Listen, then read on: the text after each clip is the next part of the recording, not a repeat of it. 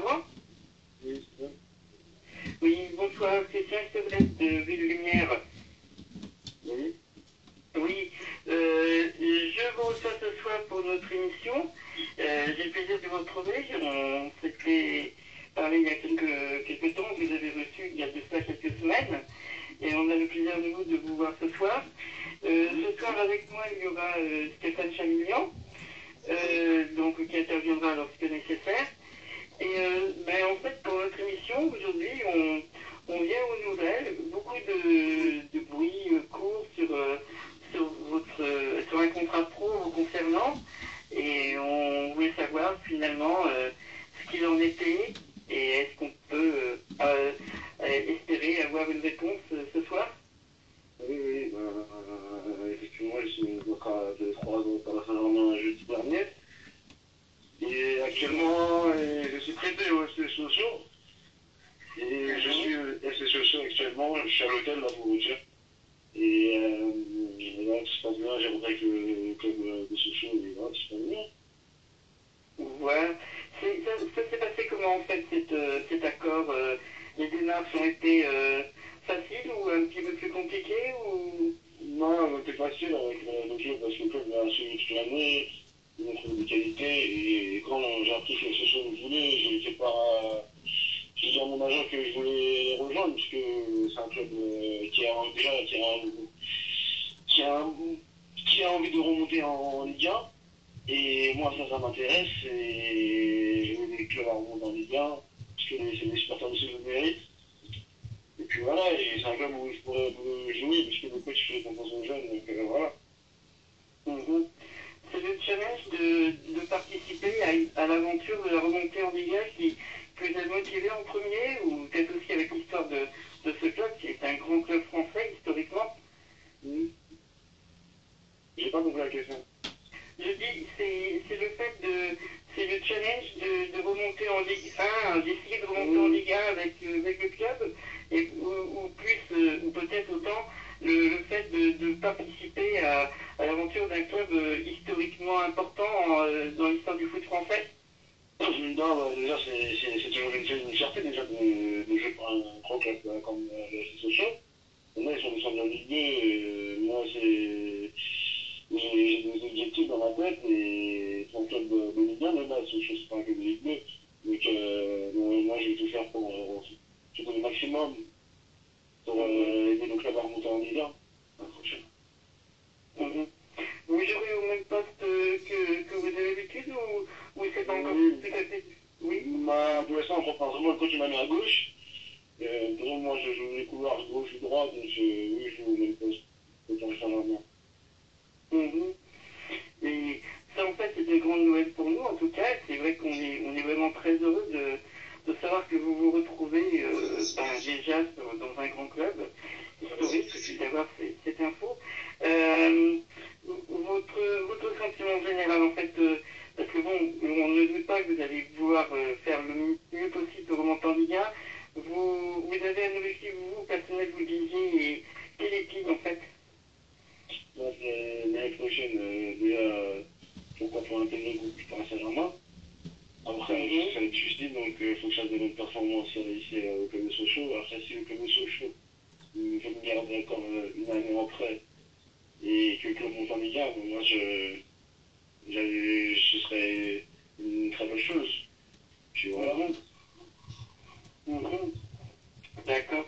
Je ne sais pas si mon collègue Stéphane a des questions peut-être. Vous Félicitations. voulez intervenir? Félicitations, Romain. Merci, merci. Quel temps il fait à Sochaux? Comment? Quel temps il fait dans le Doubs?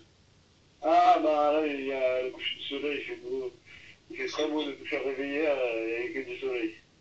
Bon, bah on vous souhaite beaucoup de bonheur, beaucoup de réussite dans votre nouveau club. Merci. Et donc, vous avez parlé d'objectifs, objectifs dans votre tête. Est-ce que c'est un objectif aussi qui est partagé dans le groupe, cette remontée en Ligue 1? Oui, elle est partagée parce que le club, eh ben, quand j'ai signé mon contrat, la première chose que déjà j'avais en bouche, c'était la remontée en Ligue 1. Donc, oui, tout le monde va remonter en Ligue 1, effectivement. que ce soit les joueurs, les dirigeants, les entraîneurs, les staff, tout le monde. Et vous, votre objectif personnel, est-ce qu'il a un lien avec le Paris Saint-Germain? Est-ce que ce serait de retrouver, d'intégrer l'effectif du Paris Saint-Germain d'ici quelques temps? Ah, bah ça, c'est le rêve de tous les jeunes joueurs qui ont signé un contrat au Paris Saint-Germain. Oui. J'ai ma meilleure équipe de France actuellement. Moi, je suis parisien et là, aujourd'hui, je suis socialien. Oui. Et puis, voilà, moi, quand j'ai signé mon contrat, c'est de jouer au Parc des Princes avec le Paris Saint-Germain. D'accord. Alors, qu'est-ce qu'il vous faudrait pour ça, Romain? Bah, il me faudrait déjà de début avec ce show, de faire monter le club socialien en Ligue 1. Ouais. Et voilà, et d'être sérieux, de ne pas faire n'importe quoi, de rester concentré dans les matchs, D'accord. de rester humble, et puis voilà. De rester humble, d'être sérieux, de mettre des buts, c'est important. Ouais, de mettre des buts, ouais. Et d'apporter votre talent au sein de cette équipe socialienne. Voilà, c'est ça. D'accord. Ben moi, je ne sais pas ce qu'on souhaite, hein. C'est ce qu'on vous souhaite. Nous, à la radio, on vous suivra, les matchs de Sochaux et on sera derrière vous pour cette nouvelle saison de Ligue 2 avec Sochaux. Ok, parfait, merci. Ouais, ben c'est vrai qu'on en est très content. On peut peut-être parler un petit peu du reste de l'activité. Bon, aujourd'hui, c'est le match de l'équipe de France. Troisième match face à l'Équateur. Comment vous trouvez cette équipe de France pour l'instant? Moi, je trouve Est-ce super que vous pensez bien. qu'elle peut aller loin? Oui, ça va aller loin, je trouve super bien. Physiquement, mentalement, et c'est tous une bonne poète, comme on peut voir sur le terrain, et comme il a déjà dit, donc je pense qu'ils peuvent aller très très loin. Là, c'est vrai qu'on est peut-être moins dans le rêve que dans le concret. Donc, vous pensez que l'équipe de France peut peut-être aller décrocher dans le carré final une place ou... Oui, avec les joueurs qui ont, et on a envie aux autres équipes, pardon. Maintenant, en quart de finale, déjà, il faut passer de match par match. Il faut jouer les matchs sans se prendre la tête et il faut que tout le peuple français soit derrière eux, parce que c'est important de soutenir les supporters. Et puis voilà, je pense qu'ils pourront aller. Alors, c'est vrai que lorsque l'on voit tous les grands pays qui faisaient partie des favoris, ou même des outsiders de premier niveau, je dirais, qui sont tombés, on peut dire que cette Coupe du Monde nous a réservé pour l'instant déjà énormément de surprises. Vous l'avez perçu comment pour l'instant? Parce que je comprends bien que vous la suivez aussi. Cette Coupe du Monde, elle vous étonne, elle vous éblouit, elle vous fait quoi? Pour l'instant, c'est une belle Coupe du Monde que je regarde avec celle de 2002. De 2002. Parce que là, pour moi, j'en ai connu que 3 ou 4. C'est une très belle Coupe du Monde, même si les clubs européens, ils se font sortir vite, mais bon, c'est toujours bien d'avoir des équipes entre guillemets plus faibles qui passent. Parce que dans le football, c'est celui qui a le plus envie qui gagne et elles ont plus faim, donc elles passent. L'Espagne n'avait pas faim, donc ils ne sont pas passés. La France a faim, donc elle passe.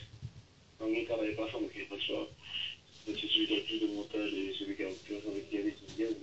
Et voilà, moi je trouve cette Coupe du Monde très très belle à voir. Avec les joueurs, ils sont au rendez-vous, donc c'est parfait. Et on a pu noter que ce soir, malgré sa défaite face à l'Argentine, 3-2, le Nigeria se qualifie pour les huitièmes. C'est la troisième fois. Pour l'instant, c'est le seul club africain. Personnellement, j'étais très triste pour la Côte d'Ivoire hier, entre autres, parce qu'on s'attendait quand même à une qualification dans un groupe en principe très à sa portée.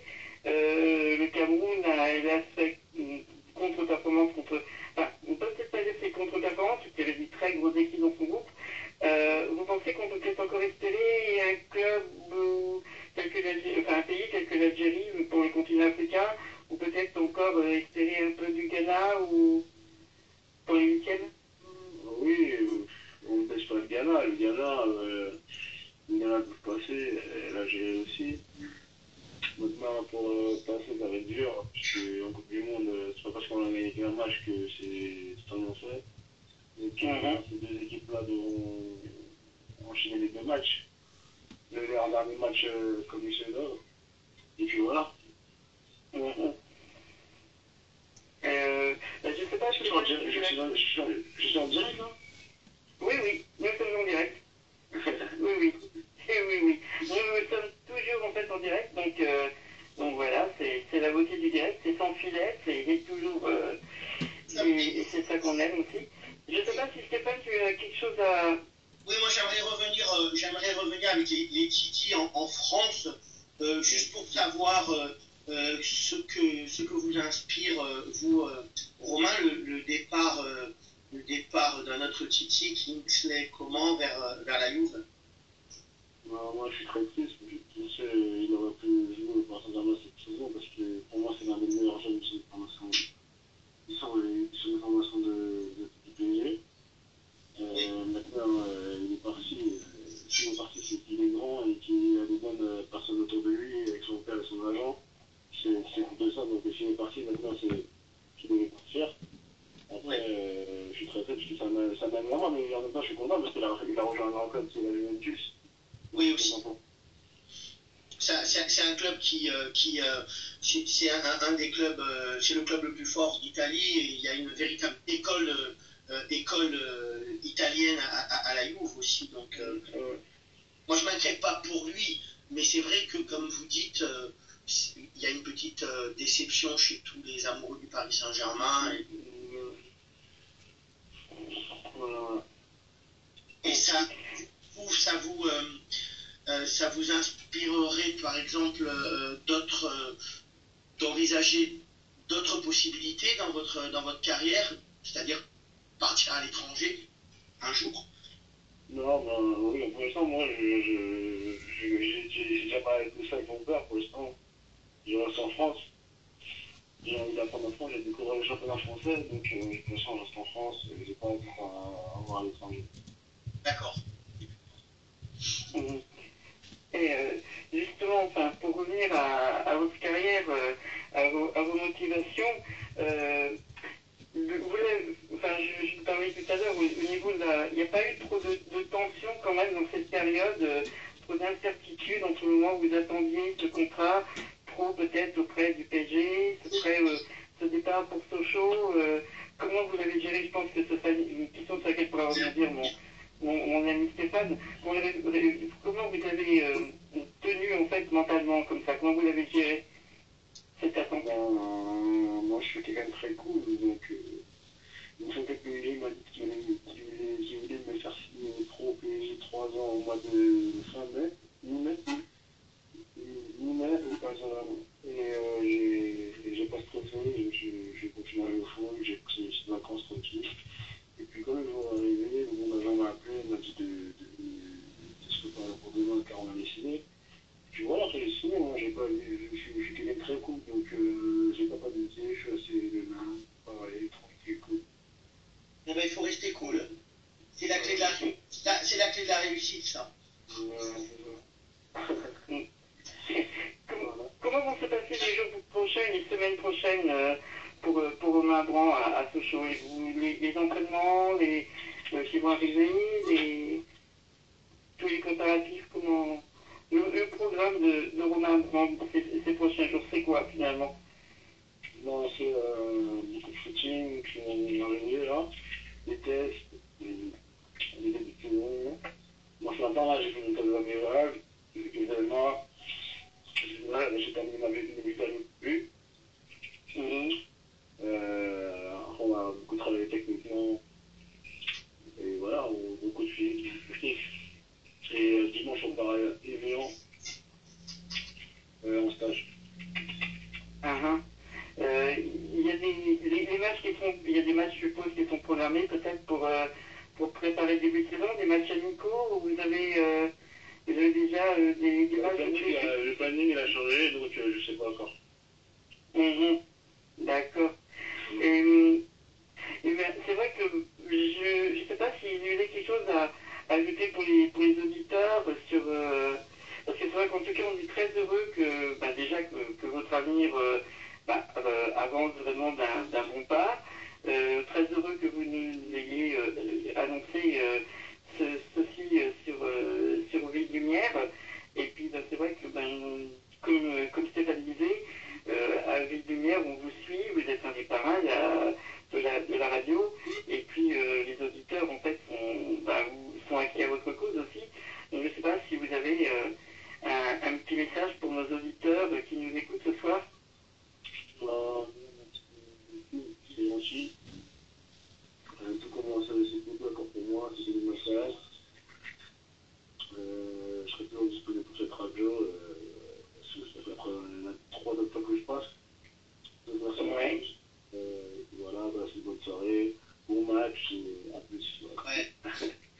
Et D'accord. on vous encouragera à toutes les étapes de votre carrière. Merci, c'est gentil. Et vous serez bien entendu toujours le bienvenu. Et merci d'avoir répondu à notre appel en tout cas. On vous souhaite tout le meilleur et de tout cœur vraiment, vraiment. Et puis je le dis de la part de mes compagnons de la radio, de la part des auditeurs et de la part de moi-même.